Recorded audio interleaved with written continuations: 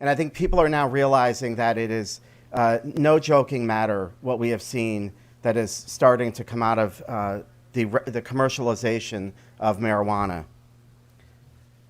And we would just like to bring a sober view to this. Right now, this is hitting all of Connecticut in many different ways, whether we see with wrong-way driving and the increase of fatal accidents, which was warned about years ago when we were debating the commercialization of pot. Also, we're seeing the rise of children in emergency rooms from accidental ingestion of marijuana.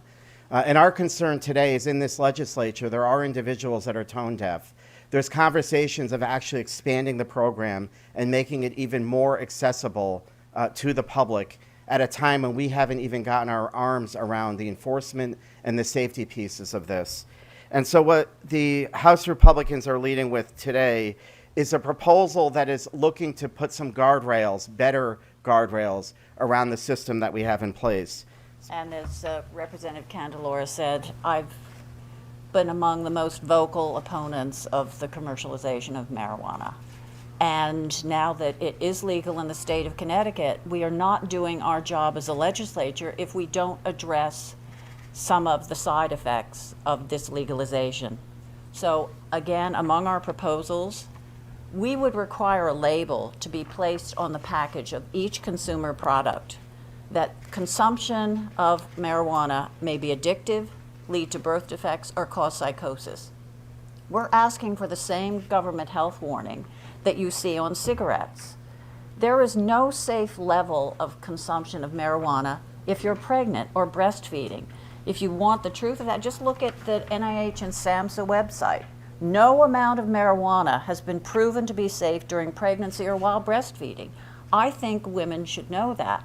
In fact, Colorado conducted a study, and they called at random marijuana retail establishments and dispensaries in Denver. 80% of them recommended the use of marijuana to deal with morning sickness when breastfeeding, whereas the use of marijuana while pregnant leads to diminished cognitive development, smaller birth weights, greater preterm births. So anyone using this needs to know it's dangerous. Representative Rutigliano mentioned the danger of smoking. In the recent report from the Department of Consumer Protection on cannabis lounges, or modern day opium dens as we refer to them, she indicated research shows marijuana smoke contains 3.5 times the harmful ingredients that you find in tobacco smoke. And vape contains the same harmful elements. We would also like to see, if I find my notes, guys, that child-proof packaging be provided. Last year, the Department of Yukon requested an additional $163,000 for additional poison control. Why? Because they were seeing from 20 calls a year for poison consumption for children eating edibles, 100. And they expected that would triple or double. You can't pick up the paper without reading about more marijuana edible ingestion among toddlers. And this leads to depressed breathing, loss of consciousness, and in many cases, ICU care. So all edibles must be sold in a child-proof container. We would like to see required education. If you're under 16 or 17 and taking driver's ed, you need to have a special module on the dangers of driving while intoxicated. There is, again, no safe level of marijuana intoxication when you're driving.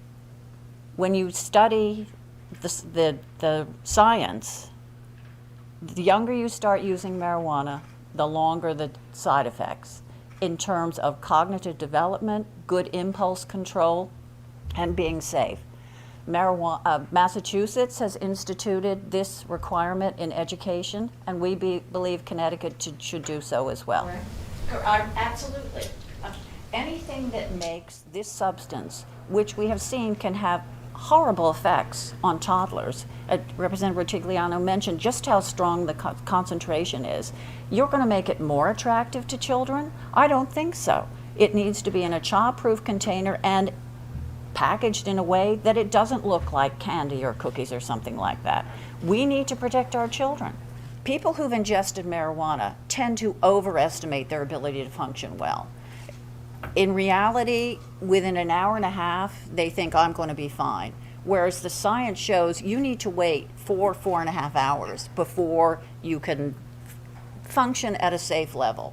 So if you're a parent turning up, and one of the bills I neglected to mention, if you're a parent turning up at childcare and you appear to be not functioning, you should not be permitted to take your child the same way you wouldn't allow someone who showed up drunk to take their child home. So this is such a hard topic. We have made this legal, but we don't want, as a result of commercialization, people to die. Colorado saw a 140% increase in drugged driving deaths. 140%. When